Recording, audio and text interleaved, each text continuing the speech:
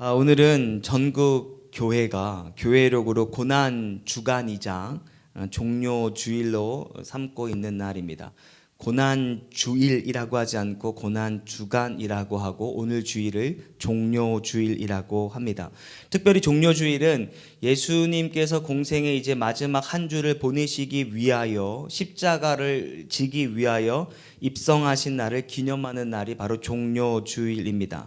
오늘 읽은 본문은 예수님 공생의 마지막 주간의 첫날인 주일 상황을 기록해 둔 것이 바로 오늘 우리가 읽었던 내용의 전부입니다. 오늘 읽은 본문을 보면 이스라엘 백성들이 예수님께서 이제 예루살렘에 입성한다라고 하는 이야기를 듣고 매우 격양되었고 매우 환호하고 있다라고 하는 것을 짧은 구절을 통해 알 수 있는데, 그것이 바로 오늘 본문 읽었던 13절의 말씀인데요. 13절의 말씀을 한번 읽겠습니다. 읽습니다. 시작. 종려나무 가지를 가지고 맞으러 나가 외치되 호산나 찬송하리로다. 주의 이름으로 오시느니 곧 이스라엘의 왕이시여 하더라. 아멘. 종려나무 가지를 가지고 맞으러 나가 외치되 호산나 찬송하리로다 라고 하는 장면이 있습니다. 이 짧은 구절만 보더라도 얼마나 이스라엘 백성들이 예수님과 또한 제자들의 입성을 반겼고 환영하고 있는지를 유추할 수 있는 부분입니다. 종려나무는 생명력이 매우 강하다고 합니다. 그래서 이렇게 톱으로 잘라버리고 그것을 불로 태워도 시간이 지나면 다시 거기에서 잎사귀가 나고 줄기가 나고 열매를 맺는 아주 그런 강한 생명력이 있는 이 식물이라고 합니다. 그래서 이스라엘 백성들은 종종 종려나무를 가리켜 승리의 나무이다, 부활을 상징한다라고 하는 것으로 알고 있었던 것이죠. 종려나무는 흔히 대추야자나무라고 불리우는데 키가 보통 10m 정도, 우리나라로 보면 아파트 3층 혹은 4층 높이의 엄청난 이 높이를 자랑합니다. 보통 야자나무가 그렇듯이 그 잎사귀는 대부분 거의 꼭대기에 있는 것 아니겠습니까? 다시 말해 종려나무 가지를 얻는다라고 하는 것은 그 나무를 타고 올라가야 하니 엄청난 노력이 필요했다라는 겁니다. 그 종려나무 가지를 떼어다가 예수님 예루살렘 입성 때 흔들어 댔다라고 하는 것은 엄청난 열정이 아니면 수반될 수 없는 행동이라는 것이죠. 과연 이스라엘 백성들 무슨 생각을 가지고 그토록 격렬하게 예수님과 그 무리들을 환영하고 반겼던 것일까? 그 이유를 짐작케 하는 것이 13절 말미에 있는데 이스라엘의 왕이시여 하더라.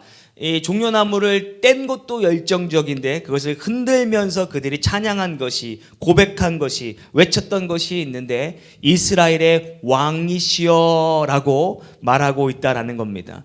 그렇습니다. 지금 이스라엘 백성들은 한 사람 예수를 떠나서 우리의 왕으로 지금 예수님을 환영하고 지금 영접하고 있다라는 것이죠. 새로운 나라가 탄생하게 되고 새로운 왕이 등극하게 되면 이제 어떤 로마의 압제에서 벗어나고 식민지의 서러움에서 벗어날 것을 기대하니 얼마나 그 입성이 반가웠겠습니까? 그래서 그들은 마치 오늘 본문을 기준으로 한 200년 전 마카비라고 하는 청년이 입성할 때를 떠오르면서 지금 호산나 호산나라고 외치고 있다는 겁니다. 오늘 이 성경 본문 요한복음 12장이 기록되었던 당시가 AD 30년 정도로 학자들은 추정을 하게 되는데요. AD 30년보다 약 200년 전쯤 거슬러 올라가게 되면 동일한 장소에서 거의 비슷한 군중 행사가 이스라엘 백성 가운데 벌어진 적이 있습니다. 당시 이스라엘은요, 그리스라고 하는 나라의 압제를 받게 됩니다. 그리스의 압제 방법은 육체적인 어떤 탄압은 아닐지언정 지배 세력에 의해서 날마다 성전을 더럽게 함으로 말미암아 저들의 정신을 탄압하는 정책이었다라는 겁니다. 이를테면 성소에, 특별히 성소에 올리지 말아야 할 돼지고기를 올립니다. 절대 올리지 말아야 할, 그리고 그 돼지를 잡았을 때 피를 성전 이곳 가운데 저곳 가운데 이제 퍼뜨리게 되는 것이죠. 그리고 자신들이 섬겼던 제우스의 신상을 가져다가 세워놓은 아주 극악무도한 행위를 볼 수 없었던 것 아니겠습니까? 한마디로 이스라엘 하나님을 모욕했던 것이죠. 이때 성소가 더 이상 더러워지는 것을 용납하지 않겠노라 라고 다짐하고 도저히 눈뜨고 볼 수 없겠다라고 했던 한 청년이 있었는데 그 청년의 이름이 마카비라고 하는 청년입니다. 처음에는 이 청년을 중심으로 조그만 소요가 일어나게 되었습니다. 그리고 점점 그 소요에 동참하는 이들이 생기게 되었고 이제 그 소요가 조그만 커다란 폭동이 되게 됩니다. 폭동을 이제 넘어서 더 많은 군중들이 마카비와 함께하기를 원하는데 이제는 혁명이 되게 된 거죠. 그리고 끝내 BC 166년 이 마카비가 이끄는 이 혁명 부대가 승리를 하게 되었던 겁니다. 얼마나 기뻤겠습니까? 이 해방의 기쁨, 새로운 정부, 새로운 나라의 탄생의 기쁨, 이스라엘 백성들이 기쁜 나머지 그 군대가 입성하게 될 때 호산나 호산나, 또한 이 종려나무 가지를 흔들면서 마카비와 그의 부대를 환영했던 것을 지금 재현하고 있다라고 생각하니 얼마나 그들 마음 가운데 흥분이 되었겠냐라고 하는 것입니다. 오늘 본문에 나타난 이스라엘 백성들, 그들은 로마의 식민지에서 벗어나기를 그 어느 때보다도 그 누구보다도 열망하고 간구했던 이들. 그래서 예수님의 행진을 보면서 과거 마카비의 이 행진이 떠올랐던 것이죠. 옛날 마카비의 개선 행진이 다시 한번 이 땅 가운데 우리 가운데 나타나기를 원하는 마음으로 호산나 호산나 하면서 종려나무 가지를 흔들었다라고 하는 겁니다. 이런 상황 속에서 예수께서 이제 무리들과 함께 이제 예루살렘 성으로 입성하신 겁니다. 우리는 성경을 읽고 이 결과를 알기 때문에 야, 저들은 정말 예수님의 마음을 모르는구나, 동상이몽 가운데 있구나라고 하는 것을 아는데요. 군중들이야 알지 못했으니 그렇다고 치지만 오늘 본문 16절에 근거하면 당시 예수님의 제자들도 예수님이 죽으시고 부활하신 후에야 예수님의 진정성을 깨달았다라고 하는 것으로 보아 예수님의 제자들 역시 여느 군중들과 같이 예수님을 또 다른 마카비로 생각하면서 그 뒤를 졸졸졸 따르고 있음을 상상해 볼 수 있었던 것이죠. 그러니 우쭐했고 이제 그가 노력의 결실을 볼 것이라고 3년 그 이상의 예수님을 따라다니면서 했던 그 노력, 이제 그 결실을 볼 수 있겠구나라고 생각하니 얼마나 우쭐된 마음으로 그 개선 행진에 동참을 했겠냐라는 겁니다. 이와 관련된 재미난 일화가 있는데 마태복음 20장 20절에서 21절의 말씀이 그것인데요. 한번 읽어보기를 원합니다. 읽겠습니다. 시작. 그때 세베대의 아들의 어머니가 그 아들들을 데리고 예수께 와서 절하며 무엇을 구하니 예수께서 이르시되 무엇을 원하느냐 이르되 나의 이 두 아들을 주의 나라에서 하나는 주의 우편에 하나는 주의 좌편에 앉게 명하소서. 아멘. 쉽게 말하면 제자의 한 사람의 어머니가 이제 곧 당신이 예루살렘에 입성할 때 이 어머니조차도 새로운 정부가 탄생하겠구나 라고 하면서 귀향이면 우리 아들 좋은 자리 좀 차지할 수 있도록 좀 해주십시오. 치맛바람의 원조가 바로 이 부분이 아닐까 싶습니다.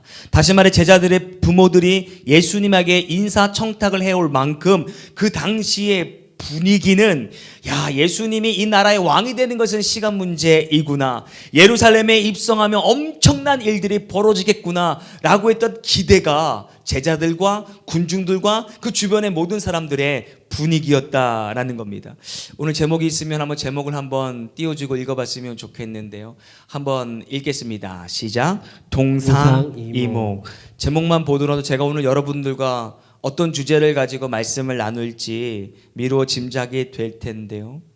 그렇습니다. 사실 결론부터 말씀을 드리자면 예수님이 목적하는 예루살렘의 입성과 그 입성을 바라보는 군중들이나 제자들의 목적이, 생각이 완전히 다르다라고 하는 것을 우린 성경을 통해 알게 되는 겁니다. 즉 동상이몽의 꿈을 꾸면서 같은 길을 걸어가고 있는 예수님과 무리들을 보게 되는 것이죠. 이미 여러분께서는 주지하다시피 그들의 꿈이 오래 가지 못했다. 얼마 지나지 않아서 그 꿈이 완전히 무산되었다라고 하는 것을 알 수 있을 텐데요. 그들은 예수님이 예루살렘에 입성하면 로마의 정부, 로마의 군인들을 완전히 이제 억압할 줄 알았는데 정반대의 상황이 펼쳐지게 됩니다. 예수님이 잡히시게 되고 재판에 회부되게 된 것입니다. 그 과정 가운데 예수님은 어떠한 저항도 하지 않았습니다. 하늘의 권세를 동원하셔서 신적인 영향력을 그를 붙잡는 이 군사들에게 행하지 않았다라고 하는 겁니다. 기대했던 죽은 나사로를 살리시고 오병이어의 기적을 베푸시고 성남 바다를 잠잠케 하셨던 그 신적인 놀라운 기적들은 예수님이 잡히시는 과정 가운데 나타나지 않았다라는 겁니다. 너무나도 힘이 없이 무너지는 예수님을 보면서 군중들은 분명히 실망을 금치 못했을 겁니다. 왜냐하면 그들은 더 이상 예수님에게 기대를 걸지 않았기 때문입니다. 그리고 로마 정부에 의해 색출당할 것을 두려워한 나머지 조금 전까 며칠 전까지만 하나도 종려나무를 흘면서 당신은 우리의 왕입니다. 우리를 구원해 주십시오. 이건 엄청난 반역입니다. 그 당시에 황제는 로마의 황제뿐이 없을 텐데 예수님을 향해서 당신은 우리의 왕입니다라고 했다면 분명히 누군가가 그 모습을 기억했다라면 색출하여서 아마 처형당해도 마땅할 판이 되었던 거죠. 과거 우리나라가 이제 북한과 전쟁을 할 때 북한 이 공산군이 내려오면 인공기를 흔들면서 만세를 외치고 우리 국군이 또 다시금 수복을 하게 되면 태극기를 흔들면서 했던 그들의 심리와 거의 비슷하다고 보시면 될 것 같습니다. 불과 며칠 전까지만 하더라도 호산나 호산나 목이 쉬어라고 동일한 입술을 가지고 고백했던 이들이 다른 성경을 보니 이제 목이 터져라 그를 십자가에 못 박으십시오. 저를 당장이라도 죽여주십시오라고 하는 군중들의 모습을 보게 된다는 겁니다. 그들이 예수님께 등을 돌렸다라고 하는 것은 쉽게 말해 더 이상 그들에게 예수님은 이용 가치가 이제 없게 되었다라고 하는 것이죠. 이는 군중들만 그랬던 것이 아니라 예수님께 잡히실 때 제자들 또한 예수님의 곁을 도망했다라고 하는 것을 보면 제자들 역시 더 이상 예수님에게 기댈 것이 없구나. 더 이상 예수님의 이용할 가치가 없구나 라고 생각했다라고 하는 것입니다. 이용이라고 하는 단어를 네이버에서는 어떻게 이제 말하고 있냐면 대상을 필요에 따라 내 스스로가 이롭게 쓴다는 겁니다. 다른 사람이나 대상을 자신의 이익을 채우기 위한 방편 혹은 수단으로 삼는다라고 하는 것이지요. 그들이 환영했던 입술이 반대로 저를 죽여라라고 했을 때는 더 이상 그를 이용할 가치를 느끼지 못했기 때문입니다. 2000년 전 오늘 예수님을 따르던 군중이나 예수님의 제자들이나 예수님을 이용만 했다라고 하는 사실이죠. 자기의 배를 불리기 위해 예수님을 이용했고 자기의 정치적인 욕심 한 자리 얻기 위해 예수님을 이용했던 겁니다. 자신의 안정적인 미래가 저분에게 있다라고 생각하고 예수님을 이용했던 것이죠. 따라서 이런 이용객들은 상대에게 더 이상 이용의 가치를 느끼지 못할 때 뒤도 돌아보지 아니하고 떠나거나 내가 언제 그랬냐는 듯이 배반을 하게 되는 것입니다. 배반, 예수님 무리 중에 배반하면 떠오르는 인물이 있는데요. 바로 가룟 유다가 아닐까 싶습니다. 돌아오는 주간이 고난 주간인데 예수님의 고난의 시작이 가룟 유다의 배반으로부터 시작되었다라고 해도 과언이 아닐 것 같습니다. 그런데 혹시 여러분 한번 묵상해 보신 적 있습니까? 왜 가룟 유다는 예수님을 배반했던 것일까? 그 수많은 제자들 중에 굳이 왜 가룟 유다가 그 배반의 이 어떤 것을 실행했던 것일까? 그 누구보다도 예수님과 가까웠던 인물입니다. 그 누구보다도 많은 예수님과 많은 대화를 나눴던 인물입니다. 왜냐하면 그가 제자들 가운데 회개 역할을 감당했기 때문이죠. 날마다 회개를 보고하면서 예수님과 가장 근접한 거리에서 예수님의 말씀을 들었고 예수님의 지혜의 말씀을 접했던 이가 바로 가룟 유다였기 때문입니다. 아니 그랬던 그가 왜 하루아침에 예수님을 배반하게 된 것일까? 우리가 흔히 알고 있는 것처럼 그가 당장 그의 가정 가운데 은 30냥이 필요했던 것은 아닐까라고 상상해 볼 수 있습니다. 물론 은 30냥이라고 하는 것이 당시에 물론 큰 금액은 아니었지만 그렇다고 적은 금액도 아니었습니다. 당시에 은 30이면 좀 나이든 노예를 살 수 있는 금액이 은 30냥이었다라고 합니다.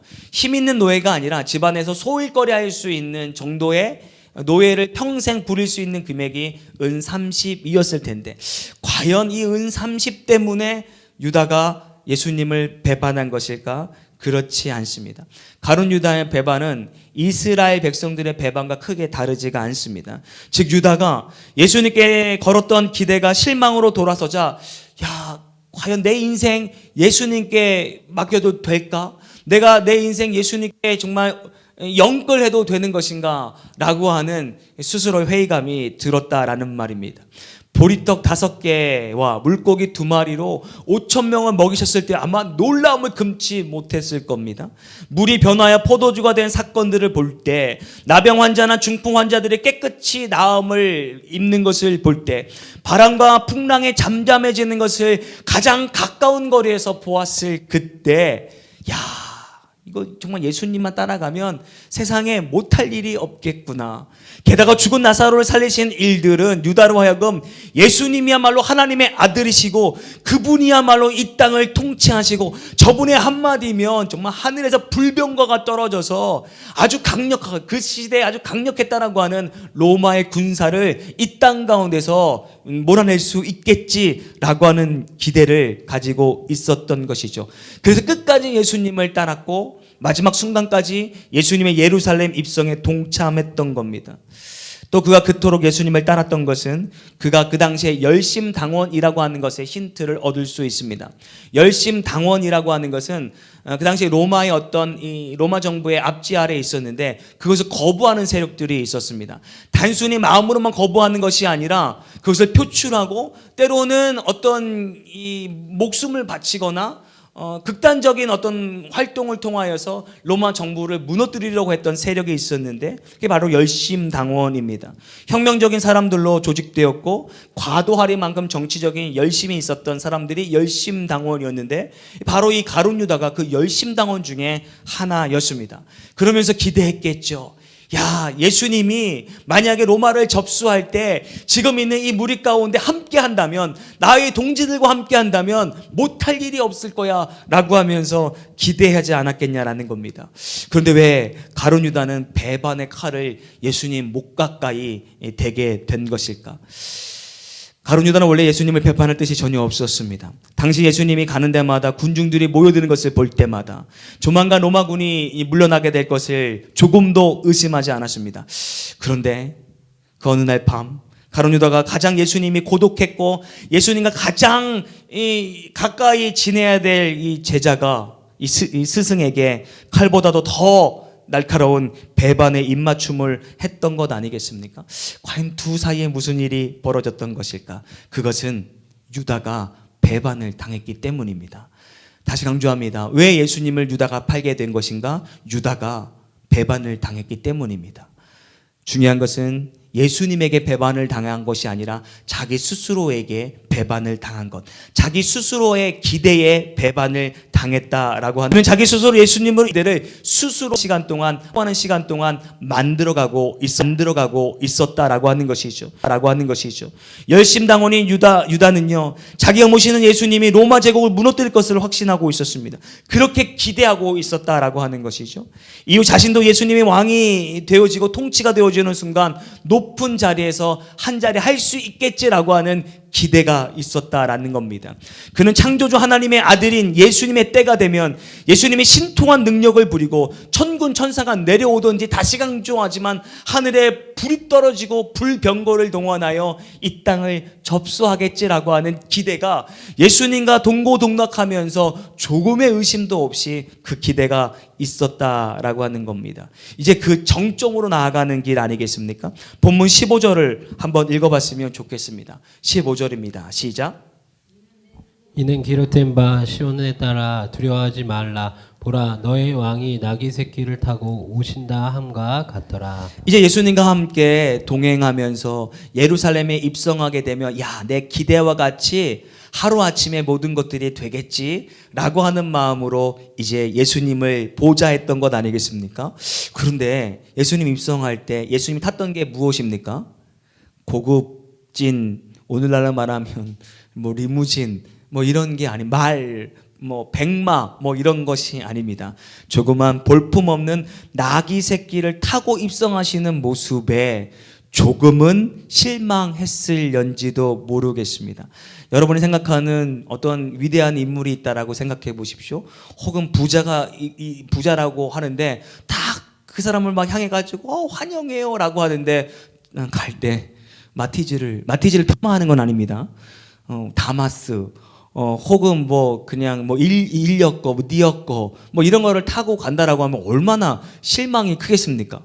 여러분, 가룟 유다 입장에서 이거 엄청난 실망이 아닐 수가 없는 겁니다. 지금까지 가졌던 기대가 한 번에 그냥 무너지는 순간이 될 수도 있지 않겠습니까? 아니, 왕으로 입성하실 분이 아니 나귀가 웬 말인가 라고 하면서 조금 의심이 그 가운데 들게 되었습니다. 적지 않은 실망을 하게 되었던 겁니다. 그런데 그것도 잠깐 점점점 예수님의 행동과 예수님의 예루살렘 입성 후의 모습들을 보니까 과연 이거 맞나? 라고 하는 생각이 들게 하는 장면이 있는데요. 요한복음 12장 저 밑에 24절입니다. 24절의 말씀을 한번 읽겠습니다. 읽습니다. 시작. 내가 진실로 진실로 너희에게 이르노니 한 알의 밀이 땅에 떨어져 죽지 아니하면 한 알 그대로 있고 죽으면 많은 열매를 맺느니라. 굉장히 애매한 말씀으로 말씀하십니다. 그런데 유다는 굉장히 똑똑한 사람이었습니다. 이 말이 곧 예수님이 이제 곧 죽으신다는 말인가 라고 하는 것으로 받아들였다라는 겁니다. 아니, 제자들을 입성하고 제자들을 모아두고 이제 내일이면 하늘이 열리게 될 거야. 내일에 하늘이 열려서 불덩이가 떨어지는데 우리 가운데 떨어지는 것이 아니라 저 로마의 군대 가운데 떨어지게 될 거야. 그때 우리가 로마를 접수하면 되지 라고 하는 말을 해도 부족한 판인데 예수님이 죽음을 시사하는 이야기를 함에 있어서 유다가 도대체 이것이 무엇인가? 또 다른 복음서에는 더 노골적으로 십자가 죽음에 대하여 예표하고 계신데 마태복음 26장 2절이 바로 그것입니다. 읽겠습니다. 시작. 너희가 아는 바와 같이 이틀이 지나면 유월절이라 인자가 십자가에 못 박히기 위하여 팔리리라 하시더라. 마태복음에는 노골적으로 이제 이틀이 지나면 유월절일 텐데 인자가 잡히게 되고 십자가에 못 박히게 될 것이다라고 노골적으로 말을 했던 것입니다. 가룟 유다와 이 동일한 말씀을 들었던 가룟 유다와 여느 제자들과 다른 점이 있다면 다른 제자들은 에이 설마요 라고 하는 마음에 있었습니다. 그래서 우리가 잘 아는 예수님의 수제자였던 베드로 이 이야기를 듣자마자 예수님에게 항변하여 이르되 주여 그리 마옵소서 이 일이 결코 주님께 미치지 아니할 것입니다 라고. 절대 그런 일이 일어나지 않아요. 우리가 예수님을 지킬 거거든요.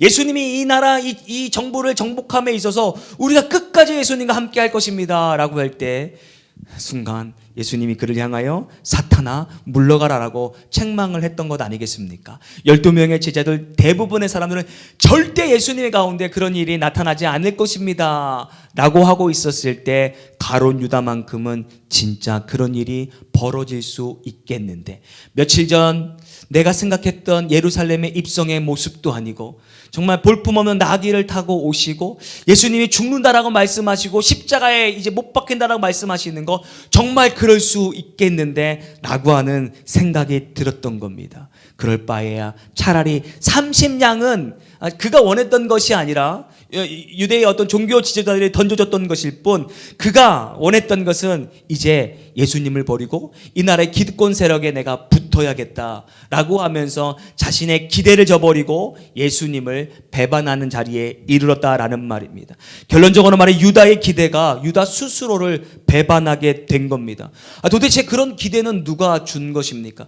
예수님이 그들과 함께 하셨을 때 앞으로 몇 년이 지나면 내가 이 정부를 이제 정복하게 될 거야, 접수하게 될 거야. 그때 내가 너희들에게 한 자리 줄 테니 너희들 나를 열심히 보필하고 나를 따르고 나를 배우라 라고 말씀하신 적이 단 한 번도 없습니다. 오히려 예수님은 정반대의 것을 제자들에게 요구하셨는데 마태복음 16장 24절이 바로 예수님의 그 말씀이 되는 겁니다. 한번 읽겠습니다. 시작. 이에 예수께서 제자들에게 이르시되 누구든지 나를 따라오려거든 자기를 부인하고 자기 십자가를 지고 나를 따를 것이라. 다시 한번 천천히 한번 읽어보기를 원합니다. 읽겠습니다. 시작. 이에 예수께서 제자들에게 이르시되 누구든지 나를 따라오려거든 자기를 부인하고 자기 십자가를 지고 나를 따를 것이라. 예수님이 제자들을 부르실 때 뭐라고 부르시고 말씀하셨냐면, 첫째, 내 제자가 되려면 네 스스로를 부인해야 된다. 이것은 마음으로부터 자기의 주장, 자기의 이기심, 자기의 욕심, 자기의 자랑, 이 모든 것들을 내려놓고 나를 따르라고 하셨던 겁니다. 두 번째는 십자가를 지는 겁니다. 자기 목에 십자가를 스스로 지어야 합니다. 이것은 고난을 당연하게 받는 자세를 요구하셨다라고 말씀하실 수 있습니다. 부귀와 영화와 정반대인 십자가를 지라라고 분명히 예수님은 제자들을 부르실 때 말씀하셨습니다. 셋째는 예수님을 그런 마음으로 쫓으라라고 말씀하셨던 겁니다. 매일의 삶에서 자기를 부인하고 십자가를 질 마음으로 나를 따르라라고 예수님이 부르셨다라는 겁니다. 제가 다시 한번 읽겠습니다. 이에 예수께서 제자들에게 이르시되 누구든지 나를 따라오려거든 자기를 부인하고 자기 십자가를 지고 나를 따르라. 이렇게 말하면 조금 이해가 되려는지 모르겠습니다. 예전에는 안 그랬는데 지금은 단기간 알바를 하더라도 상호간에 고용계약서라고 하는 것을 작성합니다. 만약에 이게 너무 작은데 뭐 아무것도 아닌데 라고 해서 놓치면 고용노동부에 의해 고발을 당하게 되고 또한 거기에 대하여서 이제 문책을 당하게 된다고 하는 것이죠. 고용계약서에는 주로 어떤 것들이 있습니까? 고용주인 나는 너에게 이런 것들을 요구한다라고 하는 것 아닙니까? 그리고 이 고용된 사람은 이제 고용주에게 내가 당신이 원하는 것들을 해드릴 테니 나에게 이런 것들을 주십시오라고 하는 고용계약서입니다. 그 고용계약서대로 하지 아니하면 그 어느 누구 쪽에서도 먼저 파기할 수 있는 권한이 있던 거죠. 마태복음 조금 전에 읽었던 16장 24절은 예수님과 제자들이 맺었던 고용계약서와도 같은 것입니다. 자기를 부인하고 십자가를 질 수 있느냐라고 하는 것에 예, 질 수 있습니다라고 하는 마음으로 예수님을 따르기로 했다라는 겁니다. 모두 시인하고 모두 그 길을 가겠다라고 한 것이니 오늘 이 사건 유다의 배반은 예수님의 배반이 아니라 유다 스스로가 자기와 예수님 한 약속을 어기고 기대에 져버리고 말았다라고 하는 것입니다. 근데 과연 우리는 오늘날 가룟 유다를 정죄할 수 있을까?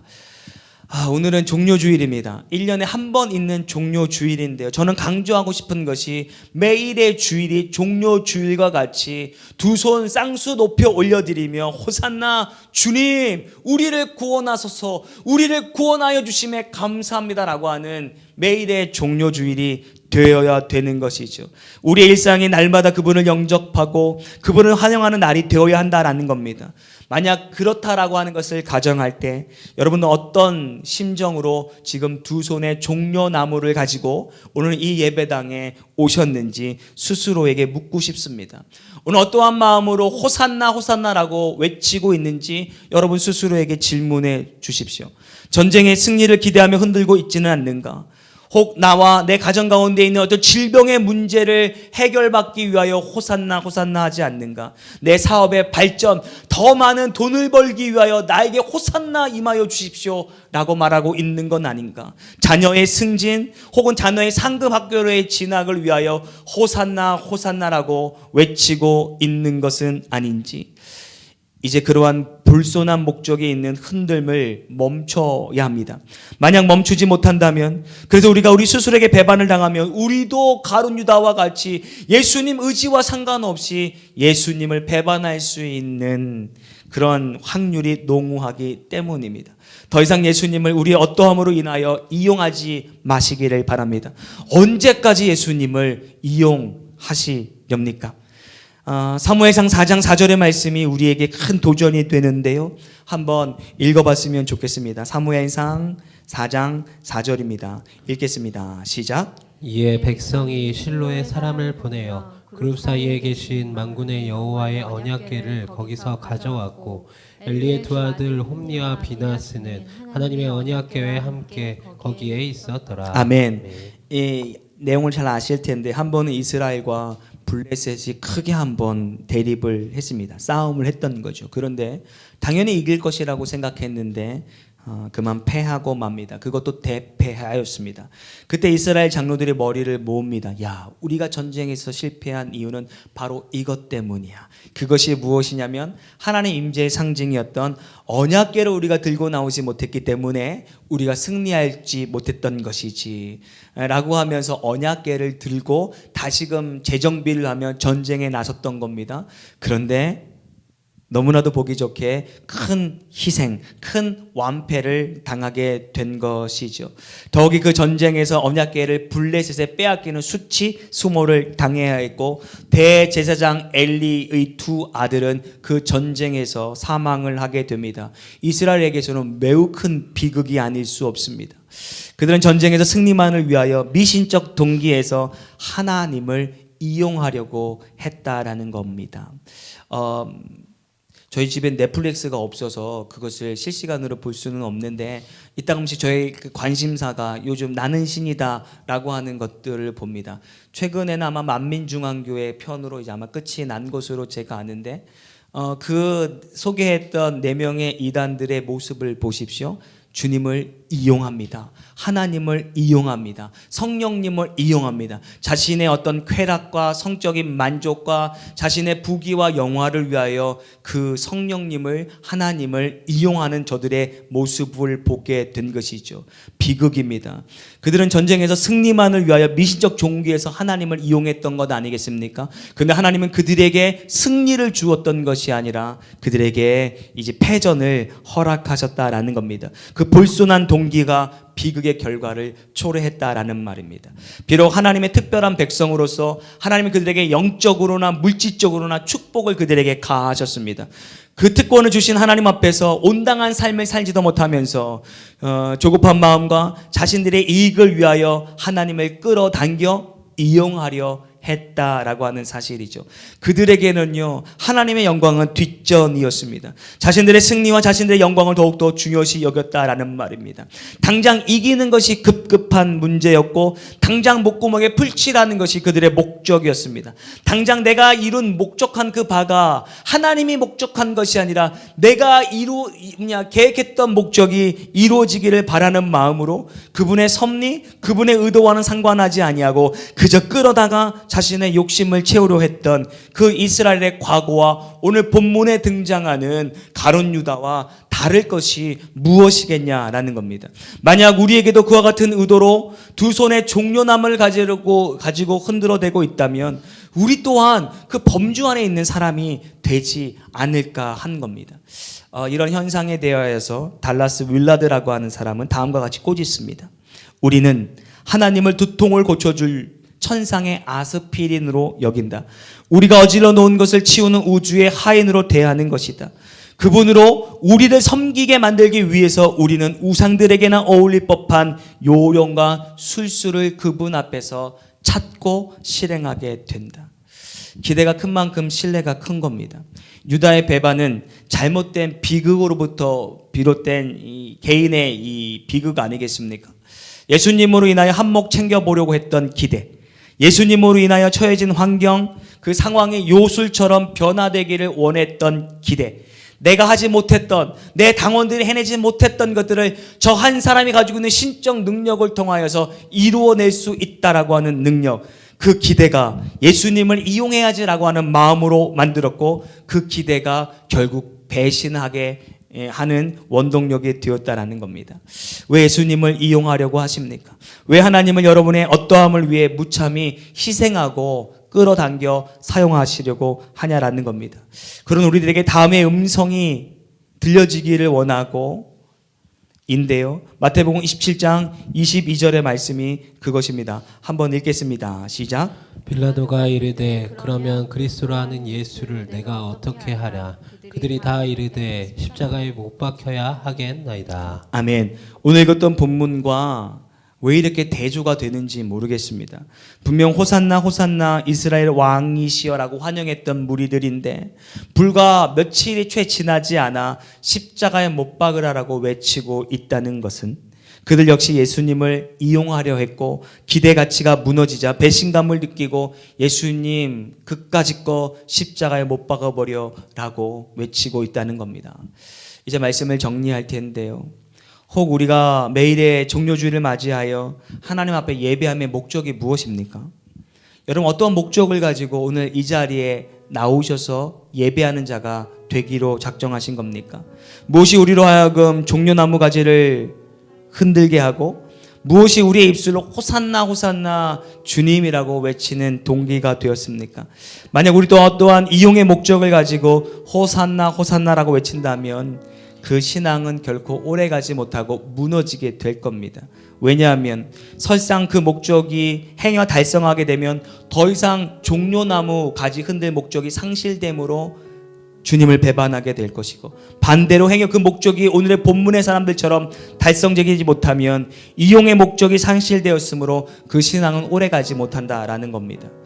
저의 목회는 짧은 목회이지만 그 짧은 목회의 기간을 통하여 깨달은 바가 있는데, 예수님을 이용하려 했던 자 결국 오늘 본문의 많은 사람들과 같이 패망하는 결과를 제가 목도했다라는 겁니다.